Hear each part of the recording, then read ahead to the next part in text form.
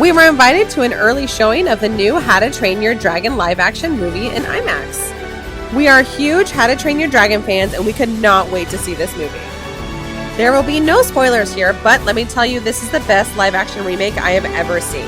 Not only did they stick to the original story, they also added some new things that will make you fall even more in love with the movie. We laughed, we cried, and we cannot wait to see the movie again. I highly recommend checking it out in IMAX because it made such a difference. The new movie comes out June 13th, and you are not going to want to miss it. Thank you so much for having us. We had the best time.